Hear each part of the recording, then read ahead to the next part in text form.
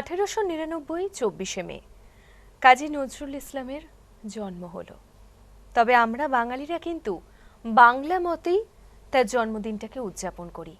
তাই আজকের দিনে 26শে মে আমরা নজরুল জয়ন্তী পালন করছি সকাল থেকে চ্যানেল ওয়ানের পর্দায়। কবিতায় গানে তার সৃষ্টিকে নিয়ে উদযাপন করছি। আমার সঙ্গে এই পর্বে আপনাদের সকলকে স্বাগত জানাবো। আমাদের সঙ্গে এই পর্বে যিনি রয়েছেন আমাদের ভীষণ প্রিয় শিল্পী, যার সঙ্গে কথা বলতে ভালো লাগে, যার কণ্ঠ শুনতে ভালো লাগে এবং তার কণ্ঠেই আজকে কাজী নজরুল ইসলামের বিভিন্ন লেখা আমরা বারেবার শুনবো। স্বাগত জানাবো এই পর্বে তাকে, আমাদের ভীষণ প্রিয় বন্ধু অনিন্দিতা মিত্র পাইক। নমস্কার, স্বাগত। এবং অনিন্দিতার সঙ্গে যতটুকু এইখানে বসে আড্ডা দেওয়ার সুযোগ হয়েছে চ্যানেল ওয়ানের পর্দায়, কখনো অন্য কোনো অনুষ্ঠানে, ততটুকুতে মনে হয়েছে তার সঙ্গে কথা বলতে বেশ লাগে। তাই অবশ্যই আগেই জানাই যে আজকের এই পর্ব কথায় কবিতায় অনেকটা আপনাদের হৃদয়ের কাছের হবে। একদম তোমার কাছে আসবো। হ্যাঁ, একদম কাজী নজরুল ইসলামের সৃষ্টি দিয়ে আমাদের এই পর্বে পথ চলা শুরু হোক। ঠিক আছে, তাহলে কবিতা দিয়েই শুরু করি। একদম। সাম্যবাদী।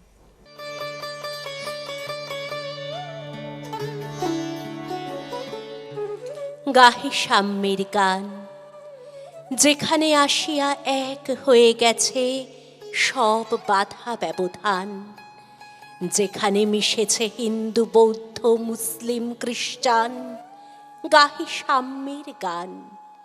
কে তুমি? পার্সি, জৈন, ইহুদি, সাঁওতাল, ভিল, গারো, কনফুসিয়াস, চারবাক চেলা, বলে যাও বলো আরো। বন্ধু, যা খুশি হও, পেটে পিঠে কাঁধে মগজে যা খুশি পুঁথি ও কেতাব বও। কোরআন, পুরাণ, বেদ, বেদান্ত, বাইবেল, ত্রিপিটক, জিন্দা বেস্তা গ্রন্থ সাহেব পড়ে যাও যত শখ। কিন্তু কেন এই পণ্ডশ্রম? মগজে হানিছ শুল, দোকানে কেন এই দর কষাকষি? পথে ফুটে তাজা ফুল। তোমাতে রয়েছে সকল কেতাব, সকল কালের জ্ঞান, সকল শাস্ত্র খুঁজে পাবে সখা, খুলে দেখো নিজ প্রাণ। তোমাতে রয়েছে সকল ধর্ম, সকল যুগাবতার, তোমার হৃদয় বিশ্ব দেউল, সকলের দেবতার। কেন খুঁজে ফেরো দেবতা ঠাকুর মৃত পুঁথি কঙ্কালে? হাসিছেন তিনি অমৃত হিয়ার নিভৃত অন্তরালে। বন্ধু, বলিনি ঝুট, এইখানে এসে লুটাইয়া পড়ে সকল রাজ মুকুট। এই হৃদয়ে সেই নীলাচল, কাশী, মথুরা, বৃন্দাবন, বুদ্ধ গয়া এ জেরুজালেম এ, মদিনা, কাবা ভবন, মসজিদ এই, মন্দির এই, গির্জা এই হৃদয়। এইখানে বসে ঈসা মুসা পেল সত্যের পরিচয়। এই রণভূমে বাঁশির কিশোর গাহিলেন মহাগীতা। এই মাঠে হলো মেষের রাখাল, নবীরা খোদার মিতা। এই হৃদয়ের ধ্যান গুহা মাঝে বসিয়া সাক্ষ্যমণি তেজিল রাজ্য মানবের মহাবেদনার ডাক শুনি। এই কন্দরে আরব দুলাল শুনিতেন আহ্বান। এইখানে বসি গাহিলেন তিনি কোরআনের সামগান। মিথ্যা শুনিনি ভাই, এই হৃদয়ের চেয়ে বড় কোনো মন্দির কাবা নাই।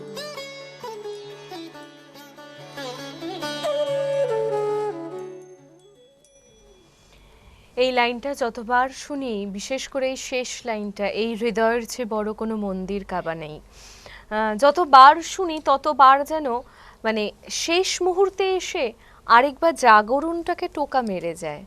সত্যি আমাদের চেতনার মূলে আমাদের কথায় বলে না যে মননে রয়েছেন রবীন্দ্রনাথ আর চেতনায় নজরুল। একদম। তো ওনাদের ছাড়া আমরা তো পথ চলতেই পারি না।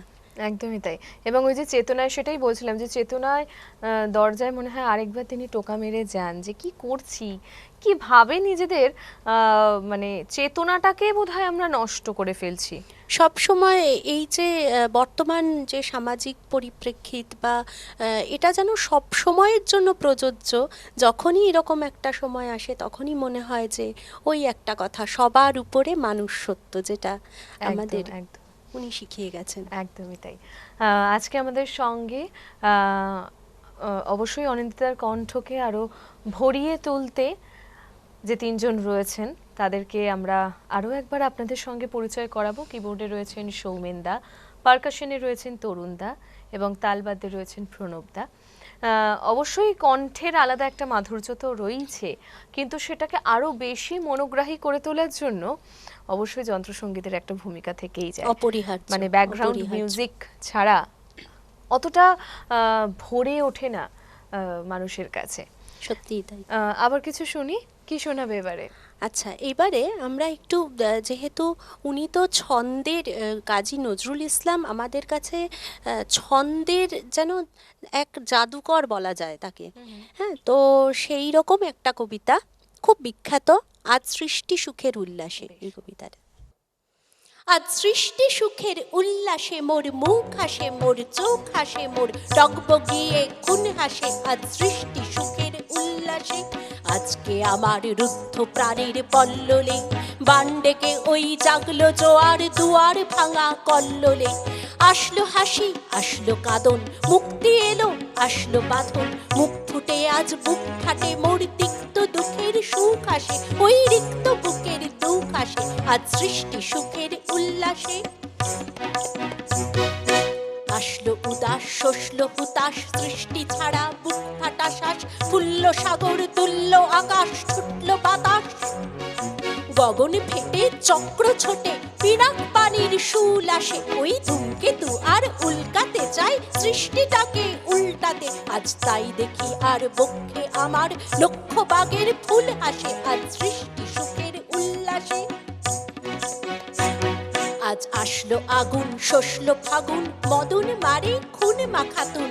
পলাশ অশোক শিমুল খাইল, ভাগ লাগে ওই দিগবাসে গো দিগবালিকার বিদবাসে। আজ রঙন এলো রক্ত প্রাণের অঙ্গনে মোর চারপাশে। আজ সৃষ্টি সুখের উল্লাসে আজ কপট কোপের তুন ধরি, ওই আসলো যত সুন্দরী। কারুর পায়ে বুক ডলা খুন, কেউ বা আগুন, কেউ মানেনি চোখের জলে বুক ভাসে। তাদের প্রাণের বুক ফাটে, তাও মুখ ফোটে না বাণীর বিনা মোর পাশে। ওই তাদের কথা শোনাই তাদের, আমার চোখে জল আসে। আজ সৃষ্টি সুখের উল্লাসে আজ আসলো উষা, সন্ধ্যা, দুপুর, আসলো নিকট, আসলো সুদূর। আসলো বাধা বন্ধ হারা ছন্দ মাতন, পাগলা গাজন উচ্ছ্বাসে। ওই আসলো আশ্বিন শিউলি শীতিল, হাসলো শিশির দুঃখ আসে। আজ সৃষ্টি সুখের উল্লাসে আজ জাগলো সাগর, হাসলো মরু, কাঁপলো ভূধর কানন তরু।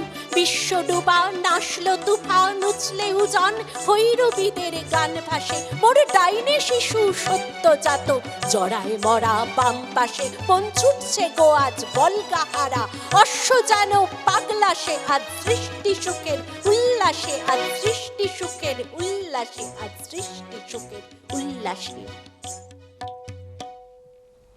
আহা, বাহ, কি সুন্দর, কি সুন্দর। আমি একটু মানে এটা একটা ধারণা, যেহেতু আমি গান গাই, তো গানের কথা কত কত গান, কত শো গান যেন মনে থাকে বা পর পর গুনগুন করতে করতে মনে পড়ে যায়। গানের ক্ষেত্রে যেহেতু সুরটা আমাদের ভীষণভাবে আকৃষ্ট করে, অনেক সময় দেখবে যে সুরের জন্যই কথাটা মনে থাকছে, মনে থাকছে। কথাটা মনে না থাকলেও সুরটা কিন্তু গুনগুন করে বলে দেব, কত বছর আগে শোনা। হ্যাঁ, কিন্তু ঠিক কবিতার ক্ষেত্রে এটা আমার আজীবনের একটা প্রশ্ন। মানে আজকে যখন অনিন্দিতাকে বলতে শুনছি, সাহস করে বলেই ফেলি আর কি, যে কিভাবে মুখস্থ রাখতে হয় এত এত কবিতা, এত এত শব্দ, এত ছন্দ। না, এইটা অনেকটা ওই রকমই, যেমন গানটা শুনে শুনে শুনে শুনে মনের মধ্যে থেকে যায়, সেই রকম কবিতাও কিন্তু মনের মধ্যে কোথায় একটা বাসা বেঁধে নেয়। অনেক বছর আগে যে কবিতাগুলো শিখেছি অনেক ছোট বয়সে, সেগুলো দেখছি যে খুব কম আয়াসী, খুব কম পরিশ্রমেই সেটা মনে রাখা যায় আর কি। আচ্ছা। মানে সেটা সহজেই মনে আসে, একবার একটু ও আচ্ছা আচ্ছা এই জায়গাটা কি ছিল, যখন মনে করার চেষ্টা করছি না তখন মনে পড়ে যাচ্ছে যে আচ্ছা এইটা এইটা ছিল একটা কোনো একটা জায়গা, কিন্তু এমনিতে মনে আছে। কিন্তু যখন আমরা বড় হতে থাকি, হুম হুম আমাদের বয়সের সঙ্গে সঙ্গে আমাদের স্মৃতিশক্তি, আসলে আমাদের একটা মেমারিতে যে বলে যে একটা সেভ করে রাখার জায়গাটা, একদমই একদমই। সেইগুলো মনে হয় কমে যায়। তো সেই জন্য এখন যে এই কিছুদিন আগে 2-3 দিন আগে যদি আমি কোনো কবিতা মুখস্থ করে থাকি, তাহলে সেইটা আবার করে ফেললাম আজকে হয়তো, তারপরে আবার 1 সপ্তাহ বাদে আমায় জিজ্ঞেস করো, আমি হয়তো বলতে পারবো না। কিন্তু 7 বছর আগে যে কবিতাটা করেছি, কিংবা আরও আগে 15 বছর 20 বছর আগে যে কবিতা মুখস্থ করেছি, সেটা তোমায় সহজেই বলে দিতে পারবো। ওটা আমি বেশি মানে কি স্বাচ্ছন্দ্য বোধ করবো। মানে আসলে এখন যে সময়তে দাঁড়িয়ে তুমি নতুন কিছুকে অ্যাডাপ্ট করছো, তখন আশপাশে তোমার মেমোরিতে আরো অনেক কিছু ফিল আপ হয়ে রয়েছে, ফলে একদমই ওই তাই। স্পেসটা নেই যে ওই নতুন কিছুকে নিয়ে তুমি নার্চার করবে মেমোরিতে, হ্যাঁ, তাই না? যার জন্য তার স্থায়িত্ব বড় কম। মানে স্থায়িত্ব আপাতত কম, সেটাই মনে সত্যিই হচ্ছে তাই, যে হ্যাঁ। নতুন কিছুর স্থায়িত্ব বড় হ্যাঁ। কম। একদমই তাই, মানে আসলে যে যেটাকে ভালোবাসে সে সেটাকে যাপনের মধ্যে বেঁধে নেয়, এটা খুব সত্যি কথা। তবু খালি মনে হয় যে আমি গান গাই সেটাই বড় সহজ। যে দাদারা যেরকম মানে কিবোর্ডটা বাজাচ্ছেন, বা কোন জায়গায় কোন ছন্দ কি বাজবে, এটা একটা বড় কঠিন একটা জটিল বিষয় মনে হয়, তার থেকে বাবা আমি গানেই ভালো আছি। বা ঠিক তোমার কাছে যখন কবিতা হ্যাঁ, শুনছি, আমার আবার উল্টোটা মনে হয়, বাবারে স্বরলিপি, হ্যাঁ কি জানি সুরটা লাগবে কি না, এ তালটা কোথায় কি ধরতে পারবো আসলে কি যে না। যেটাকে ভালোবাসে সে হ্যাঁ, সেটার সঙ্গে হ্যাঁ, ঘর করে নেয় খুব আর কি। কঠিন মনে হয় গানটা, আবৃত্তিটা সহজ মনে হয় আমার। একদমই তাই। আচ্ছা, বেশ, এবার আবার কি শুনি বলো। আচ্ছা, এবার যেটা আমি শোনাবো সেটা হচ্ছে যদি আর বাঁশি না বাজে। এটা আসলে একটা প্রবন্ধ। আম, কবি কাজী নজরুল ইসলামের তো অনেক সুন্দর সুন্দর প্রবন্ধ আছে, তার মধ্যে কয়েকটি নির্বাচিত আমি শোনাবার চেষ্টা করবো আজকে। তার বেশ মধ্যে বেশ এটা একটা, এটা অনেকটা বড়, তাই নির্বাচিত অংশ। বেশ।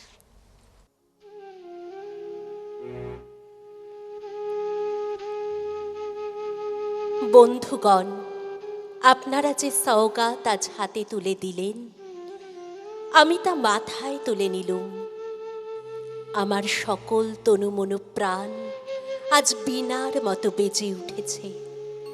তাতে শুধু একটি মাত্র সুর ধ্বনিত হয়ে উঠছে, আমি ধন্য হলুম, আমি ধন্য হলুম। আমায় অভিনন্দিত আপনারা সেই দিনই করেছেন যেদিন আমার লেখা আপনাদের ভালো লেগেছে। বিংশ শতাব্দীর অসম্ভবের সম্ভাবনার যুগে আমি জন্মগ্রহণ করেছি। এরই তুর্যবাদকের অভিযান সেনাদলের একজন আমি। এই হোক আমার সবচেয়ে বড় পরিচয়। আমার কাব্য, আমার গান, আমার জীবনের অভিজ্ঞতার মধ্য হতে জন্ম নিয়েছে।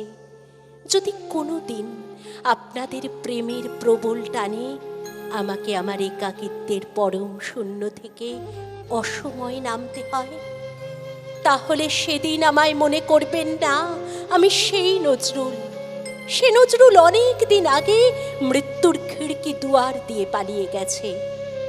মনে করবেন পূর্ণত্বের তৃষ্ণা নিয়ে যে একটি অশান্ত তরুণ এই ধরায় এসেছিল, অপূর্ণতার বেদনায় তার বিগত আত্মা যেন স্বপ্নে আপনাদের মাঝে কেঁদে গেল। যদি আর বাঁশি না বাজে, আমি কবি বলে বলছি নে, আমি আপনাদের ভালোবাসা পেয়েছিলাম সেই অধিকারে বলছি। আমায় আপনারা ক্ষমা করবেন, আমায় ভুলে যাবেন।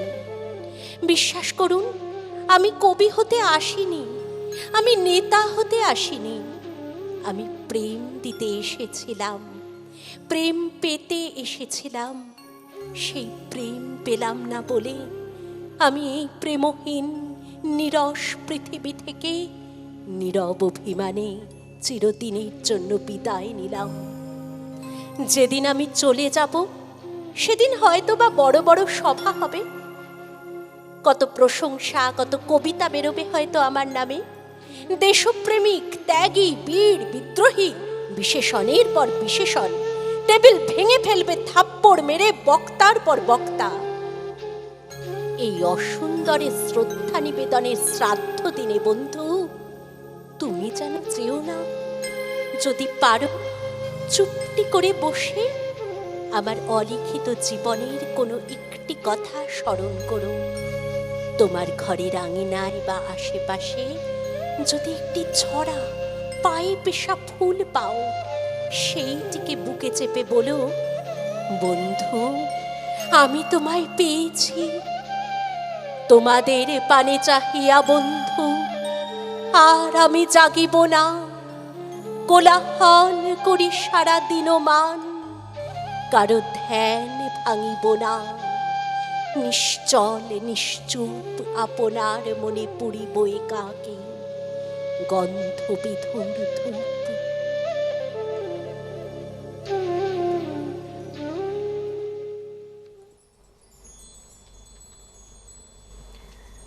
বিভোর হয়ে শুনছিলাম আর ভাবছিলাম তার ভাবনা থেকে, মানে কোন ভাবনা থেকে তিনি যখন লিখছেন এই শব্দগুলো যখন। হ্যাঁ, আসলে তিনি এত অভিমানী ছিলেন। কিছু কিছু কবিতায় পড়ে মনে হয় বা কিছু প্রবন্ধ পড়ে মনে হয় যে মানুষটি কতটা অভিমানী ছিলেন, তাই না? মানে এখনো উচ্চারণ করতে গেলে অনেক সময় চোখে জল এসে যায়। একদমই তাই। সেটাই শুনতে শুনতে বড় মনে হচ্ছিল, আমরা যেমন তার লেখনীতে বিদ্রোহ পেয়েছি, দেশের প্রতি মানে এগিয়ে চলার জন্য যে রক্তের যে একটা কি বলবো, যে উত্তেজনা মানে ঢুকিয়ে দেওয়া হ্যাঁ। তার লেখার মাধ্যমে, সেইটাও যেরকম পেয়েছি ঠিক সেরকমই কিন্তু ভালোবাসা পেয়েছি, প্রেম পেয়েছি, আবেগ পেয়েছি, অভিমানও পেয়েছি, তাই না? এবং সেই সঙ্গে সুর পেয়েছি, কত সুর পেয়েছি বলো, একদমই, রাগ একদমই। পেয়েছি, কত একদমই কিছু তাই। পেয়েছি। একদমই তাই। সত্যি কখনো কখনো এই তাদের নিয়ে আলোচনা করতে বসলে কিছু সময় মনে হয় যে শিহরণ দিচ্ছে, কিছু সময় মনে হয় আহা এইভাবে তো আগে ভাবিনি, মনে হয় গায়ে কাঁটা দিয়ে উঠলো। কিছু সৃষ্টিকে আবার যখন আমরা নিজেদের অভ্যাসের মধ্যে নিয়ে আসি, পুনরাবৃত্তি করি, তখন মনে হয় আহা এভাবে তো ভাবিনি আগে কখনো। সত্যিই তাই। তুমি যখন ধরো কবিতা চর্চা করো, তখন কবিতা চর্চার ক্ষেত্রে মূলত কোন দিকটা বেশি, কোন দিকে বেশি মানে চর্চা রাখতে ভালো লাগে তোমার? কোন দিকটা বলতে আমি বুঝতে পারি মানে কোন ধরনের লেখার দিকে তুমি বেশি আচ্ছা আচ্ছা না, চর্চা আমাকে রাখো? সত্যি কথা বলবো যে কাজী নজরুল আমার সব থেকে বেশি মানে প্রিয় ছিলেন একটা সময়। আচ্ছা। হ্যাঁ, মানে কবি কাজী নজরুল ইসলাম মানে খুব পছন্দের কবি ছিলেন। এবং তার যে ওই যে তুমি বললে যে উত্তেজনাপূর্ণ যে লেখাগুলো, যে কবিতাগুলো, সেগুলোই আমাকে বেশি আকর্ষণ করতো, খুব বেশি আকর্ষণ করতো। এবং ছোট বয়স থেকেই আমি ওই ধরনের কবিতা একটু বেশি পছন্দ করতাম বলে আমাকে বাবা মা বলতেন যে এই সবসময় রক্তারক্তি মারামারি খুনোখুনি ছাড়া ভালো লাগে না। সত্যি তাই, আমার ওরকম একটু পছন্দ। কিন্তু তারপরে আস্তে আস্তে যখন বড় হলাম, মানে বড় হতে থাকলাম, তখন তো বিভিন্ন রকম লেখা আমি পড়লাম এবং সেই কবিতাগুলো যখন আমাকে ছুঁয়ে গেল, আমার মনটা যখন ছুঁয়ে গেল, আমি যখন বুঝতে শিখলাম যে কতটা মানে কষ্ট করে উনি এই কথাগুলো লিখেছেন, বা এই যে কবিতাটা বললাম বা যে প্রবন্ধটা আমি বললাম, বা এছাড়া অনেক সুন্দর প্রেমের কবিতা আছে। হ্যাঁ, কত খুব ইমোশনাল কবি। তো তার বিভিন্ন রকম রূপ, সেটাকে যখন আমি চিনতে শিখলাম, তখন আরো বেশি যেন কবি কাজী নজরুল প্রিয় হয়ে উঠলেন আমার কাছে। একদম, মানে বয়সের এক একটা অধ্যায় গিয়ে হ্যাঁ।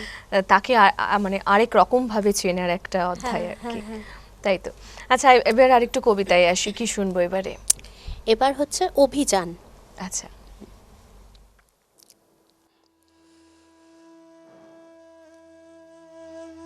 নতুন পথের যাত্রা পথিক চালাও অভিযান, উচ্চ কণ্ঠে উচ্চারো আজ মানুষ মহিয়ান। চারদিকে আজ ভীরুর মেলা, খেলবি কে আয় নতুন খেলা, জোয়ার জলে ভাসিয়ে ফেলা বাইবি কি উচান। পাতাল ফেড়ে চলবি মাতাল, স্বর্গে দিবি টান। সমর সাজের নাই রে সময়, বেরিয়ে তোরা আয়। আজ বিপদের পরশ নেব নাঙ্গা আদুল গায়। আসবে রণসজ্জা কবে, সেই আশাই রইলি সবে। রাত পোহাবে, প্রভাত হবে, গাইবে পাখি গান। আয় বেরিয়ে সেই প্রভাতে, ধরবি যারা তান। আধার ঘোরে আত্মঘাতী যাত্রা পথিক সব, এ উহারে হানছে আঘাত, করছে কলরব। অভিযানের বীর সেনা দল, জ্বালাও মশাল, চল আগে চল। কুচকাওয়াজের বাজাও মাদল, গাও প্রভাতের গান। উষার দ্বারে পৌঁছে গাবি জয় নব উত্থান। উষার দ্বারে পৌঁছে গাবি জয় নব উত্থান।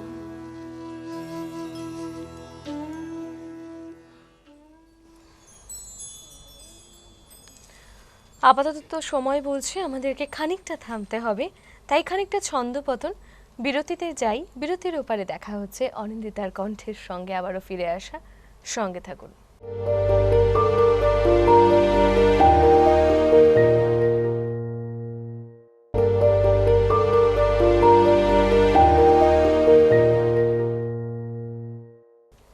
ফিরে এলাম বিরতির পর নজরুল জয়ন্তীর আজকের এই পর্বে।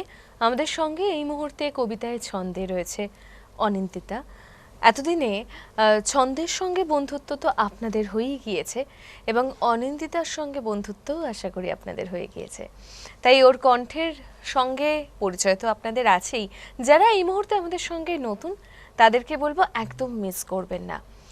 যদি শুরুর অধ্যায়টুকু মিস করে গিয়ে থাকেন তাহলে কিন্তু টিভিতে আমরা এই মুহূর্তে যেরকম রয়েছে ঠিক সেরকমই আমরা আপনার মুঠো ফোনে রয়েছি, অর্থাৎ ফেসবুকেও রয়েছি, ইউটিউবেও রয়েছে। তাই সমস্তটাই আপনি আবারও দেখতে পারেন, ফিরে দেখা যেতেই পারে। এবার একেবারে ছন্দে আসবো, কি শুনবো এবারে? যদিও আমি ঠিক ছন্দে ছন্দে যাচ্ছি না, আচ্ছা। কারণ এটা আর একটা প্রবন্ধ যেটা নির্বাচিত অংশ আমি শোনাবো। সেটা হলো ক্ষুদিরামের মা।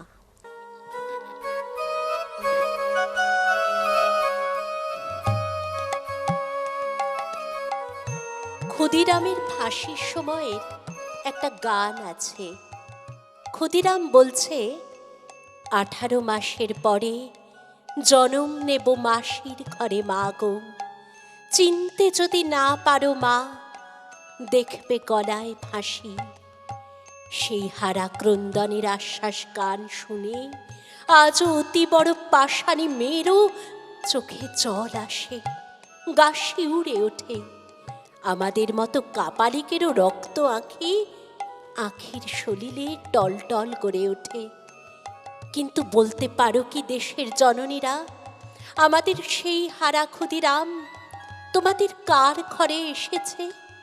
তোমরা একবার তোমাদের আপন আপন ছেলের কণ্ঠের পানে তাকাও, দেখবে তাদের প্রত্যেকের গলায় ক্ষুদিরামের ফাঁসির নীল দাগ। ক্ষুদিরাম গেছে, কিন্তু সে ঘরে ঘরে জন্ম নিয়ে এসেছে কোটি কোটি ক্ষুদিরাম হয়ে। তোমরা চিনতে পারছো না, তোমরা মায়ায় আবদ্ধ। ছেড়ে দাও আমাদের ক্ষুদিরামকে, তোমাদের ছেলেদের ছেড়ে দাও। ওরা আমাদের লক্ষ্মী ছাড়ার দলের, ওরা মায়েদের নয়, ওরা ঘরের নয় বোনের, ওরা হাসির নয় ফাঁসির। ওই যে কণ্ঠ হাত দিয়ে চড়িয়ে বুকে চেপে ধরছো, ওই কণ্ঠে ফাঁসির নীল দাগ লুকানো আছে। ওরা তোমার নয়, আমার নয়, ওরা দেশের, ওরা বলিদানের, ওরা পূজার। কোথায় ভাই ক্ষুদিরাম? 18 মাসের পরে আসবে বলে বলে গেছো, এসেওছো হয়তো বাংলার প্রতি ঘরে ঘরে। কিন্তু 18 বছর যে কেটে গেল, সাড়া দাও আবার, যেমন যুগে যুগে সাড়া দিয়েছ ওই ফাঁসি মণ্ডপের রক্ত মঞ্চে দাঁড়িয়ে। তোমার সাথে আমাদের বার দেখাশোনা ওই ফাঁসি পড়া হাসি মুখে। আর একবার সাড়া দিয়েছিলে তুমি আয়ারল্যান্ডে রবার্ট এমেট নামে। সেদিনও এমনি তরুণ বয়সে তুমি ফাঁসির কৃষ্ণ আলিঙ্গন, খড়গের সুনীল চুম্বন পেয়েছিলে। হারাপ্রিয়া সারার আলিঙ্গন পরশ তোমার জন্য নয়, কমলার প্রসাদ তোমার জন্য নয়। তোমার প্রিয়ায় তুমি এমনি বারে বারে পাবে, আবার বারে বারে হারাবে। তোমার প্রিয়ার চেয়েও প্রিয়তম ওই ফাঁসির রশি। কোথায়, কোন মাতৃবক্ষে, কোন সারার, কোন কমলার কুঞ্জে আপন ভুলেছ? হে ক্ষুদিরামের জাগ্রত আত্মা, সাড়া দাও, সাড়া দাও, এসো আবার ফাঁসির মঞ্চে। আর একবার নতুন করে আমাদের সেই চিরনূতন চিরপুরাতন গান ধরি। 18 মাসের পরে জনম নেব মাসির ঘরে মা গো। চিনতে যদি না পারো মা, দেখবে গলায় ফাঁসি। চিনতে যদি না পারো মা, দেখবে গলায় ফাঁসি।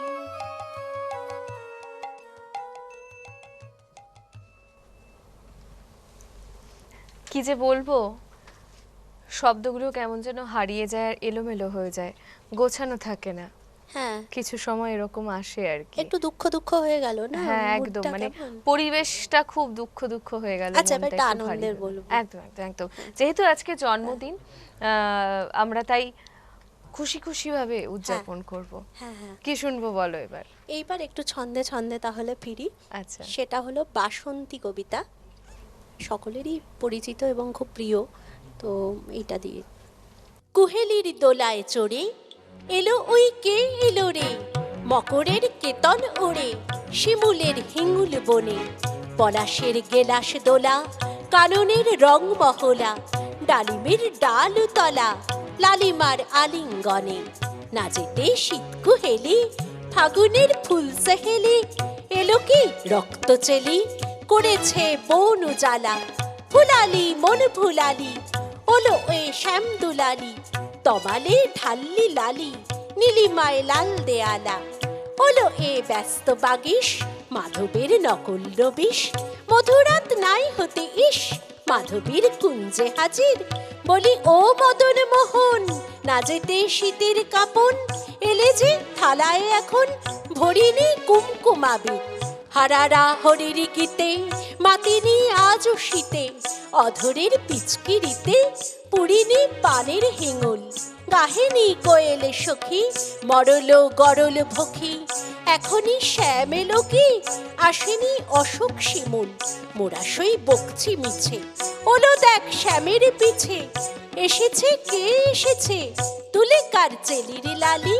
তখনই বলেছি ভাই, আমাদের এমান বৃথাই, এলে শ্যাম আসবে নিরাই, শ্রীমতী শ্যাম দুলালি। পৌষের রিক্ত শাখায় মধু যেই বংশী বাজায়, নীলাবন লাল হয়ে যায়, ফুলে হয় ফুলের আকাশ।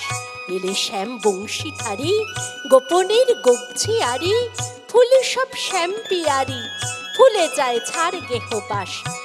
বাতাসে মাঘ বাতাসে যদি ভাই ফাগুন আসে, আঙনে রঙনে হাসে, আমাদের সেই তো হরি, শ্রীমতীর লাল কপলে। দোলেলো পলাশ দোলে, পায়ে তার পদ্ম ডোলে, দেলো বন আলা করি, দেলো বন আলা করি, দেলো বন আলা করি। বাহ, ভারী সুন্দর আর সত্যি খুব পছন্দের কবিতাই বটে। এই যে ধরো তার সৃষ্টিতে বারেবার আমরা গানের মাধ্যমে বা কবিতার মাধ্যমে যে আরবি শব্দ পাই, এমন অনেক শব্দ হয়তো যারা নতুন পড়ছি বা নতুন জানছি সবটা পরিচিত নয় আমাদের কাছে। আবার অনেক এরকম রাধা কৃষ্ণ শ্যামা সঙ্গীত কত আমরা পেয়েছি নজরুলের কাছে। তো উনি যে এতটা ভার্সেটাইলিটি বোধহয় খুব কম আমরা দেখেছি কারুর মধ্যে। একদমই ঠিক, যেরকম রবি ঠাকুরের ক্ষেত্রে বিভিন্ন পর্যায়, পূজা পর্যায়, প্রেম পর্যায়, বিচিত্র পর্যায় রয়েছে, ঠিক সেরকমই এই ক্ষেত্রে হয়তো মানে কাজী নজরুল ইসলামের ক্ষেত্রে আমরা এইভাবে পর্যায়ে হয়তো উল্লেখ করি না, কিন্তু তার ক্ষেত্রেও ঠিক যেরকম শ্যামা সঙ্গীত, দেশাত্মবোধক বা পূজা পর্যায়েও সেইভাবেই হ্যাঁ। বলা যায়, মানে ভক্তিগীতি। ভক্তিগীতি। হ্যাঁ, তো একই রকম ভাবে হয়তো শব্দটা আমরা অন্যভাবে বলছি, হুম। কিন্তু বিষয়টা তো সেই একই। বিষয়টা একই। একদমই। আচ্ছা, তুমি কি কবিতা আবৃত্তি শেখাও? হ্যাঁ, শেখাই। আচ্ছা, তো শেখানোর ক্ষেত্রে ছেলে মেয়েদের আহ, মানে আসলে কোন দিকে এটা এমন ঝোঁকটা একটা বেশি? জিনিস না, সেটা সবাইকে ঠিক মানে এই যে শেখানোর ব্যাপারটা আমার মনে হয় যে আমরা আসলে একসঙ্গে চর্চা করি, কারণ আচ্ছা। শেখাই বলাটা খুব ভুল বলা হবে, কেউ কাউকে শেখাতে পারে না, এটা আসলে আমরা নিজেরাও শিখি এবং সবাই একসাথে শিখি, এটাই আর কি। কারণ এটা এমন একটা জিনিস, এমন একটা বিষয় যেটা কিনা এর মধ্যে কোনো স্বরলিপি নেই প্রথমত। না, তাই তো। দ্বিতীয়ত হচ্ছে তোমার যে বোধ, মানে সব কিছু যদি তোমাকে টেকনিক্যালিটি সব কিছু একটুখানি সেগুলো নিয়ে একটুখানি যদি কাউকে এগিয়ে দেওয়া যায়, বা আমি যতটুকু জানি সেটুকু যদি জানাতে পারি, তারপরেও মনে হয় যে সব কিছু ঠিক থাকলেও, কণ্ঠ খুব সুন্দর, সব কিছু সব থাকলেও কিন্তু নিজের বোধ যতক্ষণ না সেই কবিতাটাকে অনুধাবন করছে, সেটাকে কথা। সেইভাবে অনুভব করতে পারছে, ততক্ষণ কিন্তু সেইভাবে প্রকাশ করা যায় না। ঠিক এটা কথা। এমনই একটা শিল্প। ঠিক কথা। আসলে কথায় কথায় সময় বয়ে যায়, কিন্তু সময় যে বলে আমাদের আবারও অনুষ্ঠানে থাকতে হবে, অনুষ্ঠানে ফিরতে হবে, তাই আবারও আমরা কবিতায় ফিরবো। হ্যাঁ, আচ্ছা, আমি আবার আর একটা এটা ঠিক প্রবন্ধও নয়, কবিতাও নয়, এটার একটুখানি আমি এটা বলে দিই যে কোথা থেকে এটা এসছে।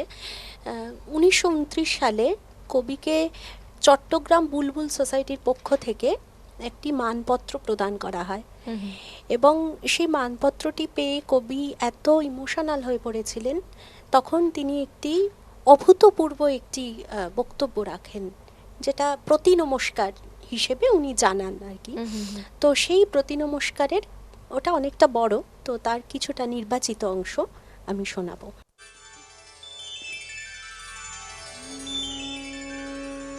ওগো বুলবুলিস্তানের নববৈতালিক দল, তোমরা আমার সানুরাগ প্রতি নমস্কার গ্রহণ করো। তরবারি গ্রহণ করতে হয় উচ্চ শিরে, উদ্ধত হস্ত তুলে। মালা গ্রহণ করতে হয় উচ্চ শির অবনমিত করে, উদ্ধত হস্ত যুক্ত করে ললাটে ঠেকিয়ে। তোমাদের এই যুক্ত করের অঞ্জলির বিনিময়ে আমার যুক্ত করের রিক্ত নমস্কার গ্রহণ করো। তোমাদের এই দানের বিনিময়ে আমি যেন আমার গানের পাত্র পূর্ণ করে তোমাদের ভেট দিতে পারি। আমায় সাদর সম্ভাষণ করেছে তোমাদেরও আগে তোমাদেরই গিরিসিন্ধু নদী কান্তার পরিশোভিত পরিস্থান। তোমাদেরই গিরিরাজির কোলের কাছটিতে সর্ষের ফুলের আঁচল বিছিয়ে যে উদাসিনী বালিকাকে নদীর ঢেউ খেলানো চুল এলিয়ে বসে থাকতে দেখেছি, আমাকে সর্বপ্রথম মৌন অভিনন্দন জানিয়েছে সে। তোমাদের কর্ণফুলের তরঙ্গে যে তরণী তার ভরা যৌবনের স্বপ্ন বিছিয়ে কাননের কুন্তল এলিয়ে ঘুমিয়ে আছে, আমাকে সর্বপ্রথম আমন্ত্রণ লিপি পাঠিয়েছে সেই তার সাম্পান মাঝির হাতে। বুকে 12 বকুণ্ডের হোমাগ্নি চালিয়ে তোমাদের গিরিরাজি যে নবসৃষ্টির ধ্যানে সমাধিমগ্ন, আমায় সর্বাগ্রে আশিস জানিয়েছে তাদেরই ঊর্ধ্ববাহু দেবতার শাল পিয়ালি শালমলি সেগুন। তোমাদেরই বনে বনে ঘুরে ফেরে যে বালিকা বনলক্ষ্মী, তার হলদে পাখি বউ কথা কও পিকপাপি আর নুপুর কাপনে বাজিয়ে গুবাক তরুর হাতছানি দিয়ে আমায় সবার আগে ডেকেছে সেই আলুলায়িত কুন্তলা কপাল কুণ্ডলা। তোমাদের উদার আকাশ মেঘের আলপনা এঁকে আমার আসন রচনা করেছে চণ্ড বৃষ্টি প্রপাত ছন্দে। তোমাদের আসমানি মেয়েরা আমার শিরে পুষ্প বৃষ্টি করেছে, তোমাদের জলপ্রপাত নির্ঝরিণী আমার সকল গানে সুর দিয়েছে। তোমাদের সিন্ধু হিন্দোল আমার রক্তে নতুন দোলা দিয়েছে, তার ভাটির টানে আমায় অতল তলে টেনে নিয়ে গেছে। আমার আর অন্য অভিনন্দনের প্রয়োজন ছিল না। আমার জন্য যদি আসনই দাও তোমরা, তা যেন বুকের আসন হয় বন্ধু। সভার কোলাহলের নির্বাসন আমি চাই না। কোনো দিন তোমাদের ঋণ পরিশোধ করতে পারবো এ ঔদ্ধত্য আমার নেই, সম্বলও নেই। আমি যাযাবর কবি, আমার ঝুলি ভরে যে পাথেয় দিলে তোমরা, তাই যেন আমার ভাবি পথের সহায়ক হয়। বিনিময়ে আমি রেখে গেলাম তোমাদের সিন্ধুতে, তোমাদের কর্ণফুলিতে আমার 2 বিন্দু অশ্রু। তোমাদের হাতের দানকে চোখের জলে ভিজিয়ে গেলাম। জীবনে কোনো সাধই তো পূর্ণ হলো না, ভবিষ্যতে যে হবে সে আশাও রাখিনি। তবু এই প্রার্থনাই করে যাই, আজ তোমাদের এই সিন্ধু বেলায় দাঁড়িয়ে, যে মরতেই যদি হয় তবে শেলির মতো তোমাদের এই সিন্ধু জলেই যেন আমার সে মৃত্যু দেবতার দর্শন পাই।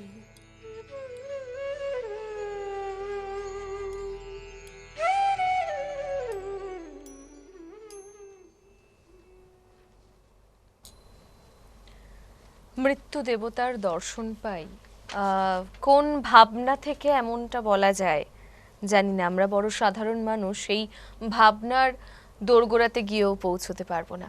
তবে হ্যাঁ, আজকে আমরা তার সৃষ্টিতে তাকেই শ্রদ্ধাঞ্জলি জানাচ্ছি, সকাল থেকেই রয়েছি এবং গোটা দিনটা ধরেই থাকবো। বিভিন্ন শিল্পীরা তাদের মতন করে তার সৃষ্টিকে উদযাপন করবেন।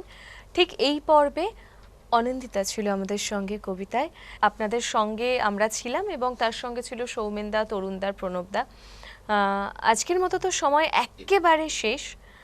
অনেক অনেক ভালোবাসা এবং অনেকটা আরও কত কি শুনতে ইচ্ছা করছিল, কত কথা বলতে ইচ্ছে করছিল, সবটাই আপাতত স্থগিত হতে চলেছে। কিছু করার আমরা নেই, আমরা করি শেষ সেটা। কবিতায় যাব। খুব ভালো থেকো। হ্যাঁ। আর যেতে যেতে কি শুনছি তুমিও শেষে? খুব ভালো থেকো, আপনারাও খুব ভালো থাকবেন। আজকে আমার শেষ নিবেদন অন্তর ন্যাশনাল সঙ্গীত। বেশ। জাগো জাগো অনশনবন্দি ওঠরে যত, জগতের লাঞ্ছিত ভাগ্য হত, যত অত্যাচারে আজি বজ্রহানি, হাকে নিপীড়িত জনমন মথিত বাণী, নব জনমলোভী অভিনব ধরণী ওরে উইয়াগত। জাগো আদি শৃঙ্খল সনাতন শাস্ত্র আচার মূল সর্বনাশের হেবে ভাঙিব এবার, ভেদি দৈত্য কারা আয় সর্বহারা, কেহ রহিবে না আর বড় পদ আনত। জাগো নবভিত্তি পরে নব নবীন জগৎ হবে উত্থিত রে, শোন অত্যাচারী শোনে রে সঞ্জয়ী, ছিনু সর্বহারা হব সর্বজয়ী। এই সংগ্রাম মাঝ ওরে সর্বশেষের এই সংগ্রাম মাঝ, নিজ নিজ অধিকার জুড়ে তারা সবে আজ এই অন্তর ন্যাশনাল সংহতিরে হবে নিখিল মানব জাতি সমুদ্ধত।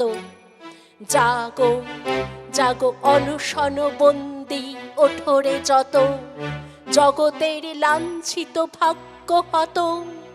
জাগো